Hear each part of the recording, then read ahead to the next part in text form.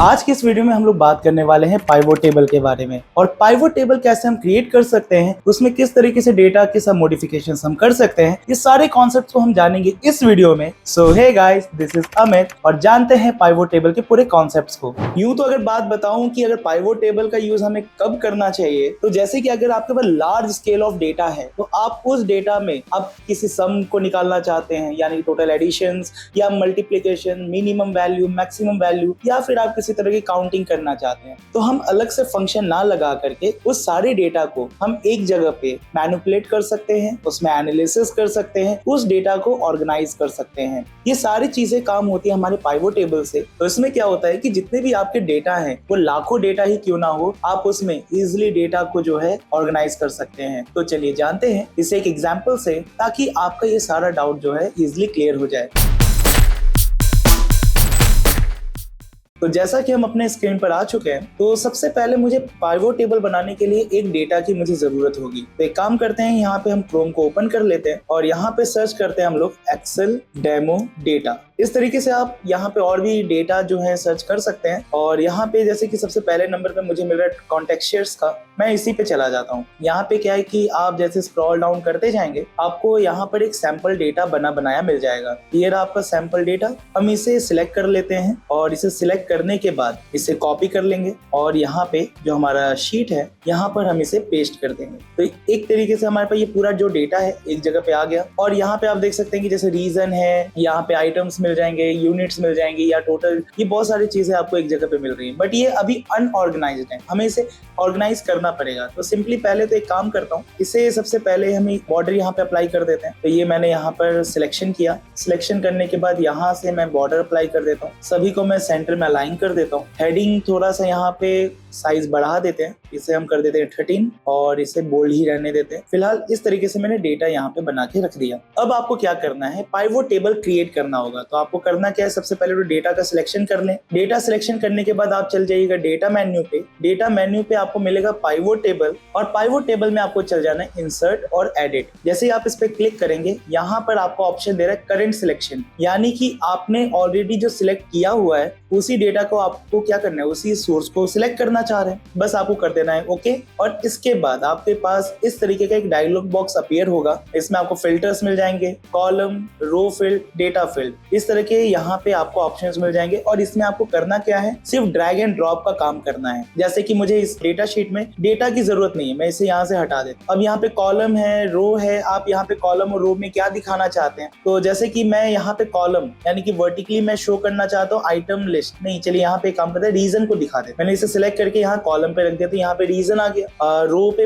आप क्या दिखाना चाहते हो, तो मैं यहाँ पे आइटम लिस्ट दिखाना चाहता हूँ, मैंने यहाँ सिलेक्ट करके मैंने यहाँ पे ड्रॉप कर दिया। और यहाँ पे हम क्या कर सकते हैं, जो हमारा यूनिट है, यूनिट्स भी हम रीजन के साथ हम यहाँ पे कॉलम में दिखा देते हैं। तो मैंने बस इतने डेटा को रखा है। और डेटा फील्ड में हम क्या करेंगे, डेटा फील्ड में वो डेटा रखेंगे जिसके बिहाफ पे हम कैलकुलेशंस कर रहे होंगे, या फिर उस डेटा को ऑर्गेनाइज कर रहे होंगे, या फिर मैनिपुलेट कर रहे होंगे। तो ये जैसे कि टोटल है, यहीं पे आपके सारे डेटा होंगे, मैं इसे डेटा फील्ड में रख देता हूँ। और यहाँ पे देखिएगा बाय डिफॉल्ट जो है ये आपका सम करता है यहाँ पर, ठीक है। एग्जाम में क्वेश्चन भी पूछा जाता है ओ लेवल के कि आपका जो पाइवोट टेबल है, अगर हम उसमें डेटा फील्ड में कोई भी सिलेक्शंस रखते हैं तो बाय डिफॉल्ट क्या कैलकुलेट करता है, तो आंसर होगा आपका सम। तो यहाँ पे कॉलम और रो में हम लिमिटेड डेटा वाले लिस्ट को रख देंगे और डेटा फील्ड में यहाँ पे हम जिस चीज का क्राइटेरिया बेसिस पे जो कैलकुलेशन करना चाह रहे हैं उसे हम रख देंगे। इसके बाद हम यहाँ पे सिंपली कर देंगे ओके। तो अब आप देखिए यहाँ पे आपका डेटा जो है ऑर्गेनाइज हो चुका है, ठीक है। बट ये जिस तरीके से यहाँ पे शो हो रहा है, तो एक काम करते हैं, मैं चेंजेस कर देता हूँ इसको, तो वर्टिकल से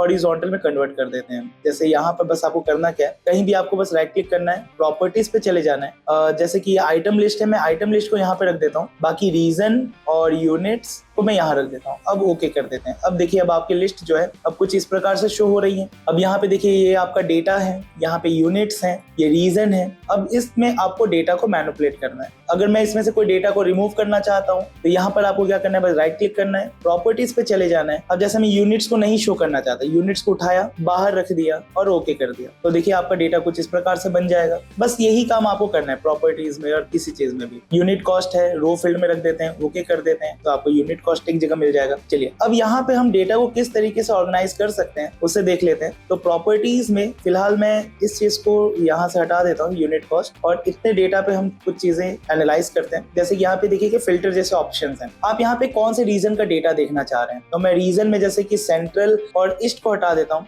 वेस्ट रख रहा हूँ और ओके कर दूंगा, तो ये सिर्फ आपको वेस्ट का डेटा बताएगा। और उसी तरीके से आप जिन भी डेटा पे सिलेक्शन करेंगे उससे रिगार्डिंग यहाँ पे आपको लिस्ट बताता चलेगा। यहाँ पे प्रॉपर्टीज में अगर आप यहाँ पे आइटम लिस्ट को भी अगर आप रो में रख देते हैं तो देखिए इस तरीके से आपका डेटा जो है ऑर्गेनाइज हो जाएगी। इसमें और ज्यादा अच्छे से हमें चीजें क्लियर हो रही हैं। जैसे कि आइटम्स लिस्ट है, मैं सारे आइटम लिस्ट में मैं बस ये चाहता हूँ जो मेरे रीजन है सेंट्रल, ईस्ट और वेस्ट, उसमें मैं ये देखना चाहता हूँ जो मेरी आइटम लिस्ट है जिसमें से बाइंडर और पेन की मैं लिस्ट देखना चाहता हूँ। तो बस ओके कर दें तो ये आपका डेटा यहाँ पर आ जाएगा। अब यहाँ पे आप देखेंगे कि जैसे ये पूरा जो आपका डेटा है इन सबका टोटल आपको यहाँ पर मिल रहा होगा, बट मैं यहाँ पे टोटल नहीं देखना चाहता, मैं यहाँ पे मिनिमम वैल्यू देखना चाहता हूँ। तो क्या करेंगे आप, ये प्रॉपर्टीज में चले जाइए, यहाँ पे जो सम टोटल लिखा हुआ है इसी पे आपको बस कर देना है डबल क्लिक। अब यहाँ पे आपको फंक्शंस की कुछ फील्ड्स मिल जाएंगी, आप इसमें कौन सा वैल्यू आप निकालना चाहते हैं। मैं जैसे मिनिमम पे क्लिक किया, ओके कर देता हूँ और यहाँ से फाइनल ओके कर देंगे। तो ये जो पूरी लिस्ट है, इस पूरी लिस्ट में जो सबसे मिनिमम वैल्यू होगी वो हमें यहाँ पे शो होगी। चलिए इसे एक काम करते हैं, इसे सिलेक्ट ऑल ही रखते हैं ताकि और लिस्ट यहाँ पे आपको ध्यान से दिख जाएगा। ये पूरी लिस्ट है मेरे पास, इस पूरे लिस्ट में मिनिमम वैल्यू कौन सी होगी इसे क्रॉस चेक करना है तो आप ऐसे भी कर सकते हैं। यहाँ पे मैं मिन नाम का फंक्शन लगा देता हूँ और ये पूरे रेंज का मैं यहाँ सिलेक्शन कर देता हूँ। तो आप देख सकते हैं 9.03 आपका आंसर आ रहा है। इसी में अगर आप काउंट करना चाहते हैं तो भाई राइट क्लिक करें, यहाँ पे डबल क्लिक कर दीजिएगा, काउंट है तो काउंट फंक्शन पे क्लिक करके आप ओके कर दें। तो देखिए ये पूरी लिस्ट आ गई, ये काउंटिंग कर रहा है, ओके देन। तो इसी तरीके से अगर आप एवरेज चेक करना चाहते हैं तो बस प्रॉपर्टीज में जाएं, डबल क्लिक कर दें डेटा फील्ड पे, एवरेज का सिलेक्शन करें, ओके कर दें। तो इससे क्या होगा कि आपका जो पूरा डेटा है उसका आपको एवरेज मिल जाएगा। और यहाँ पर आपको फॉर्मेट एज ए नंबर का एक ऑप्शन मिलता है जिसका शॉर्टकट Ctrl+Shift+1 होता है। उस पर जैसे आप क्लिक करेंगे तो ये 2 डेसिमल पॉइंट्स में आपका ये कन्वर्ट कर देगा। तो इस तरीके से आप डेटा को मैनिपुलेट या ऑर्गेनाइज कर सकते हैं और अपने हिसाब से डेटा को समराइज कर सकते हैं। तो इसी के साथ हमारे पाइवोट टेबल का कॉन्सेप्ट कंप्लीट होता है। मिलते हैं फिर से एक और नए वीडियो के साथ जिसमें और नए कॉन्सेप्ट को हम लेकर के आएंगे। तो आज की वीडियो के लिए बस इतना ही, तब तक के लिए बाय बाय।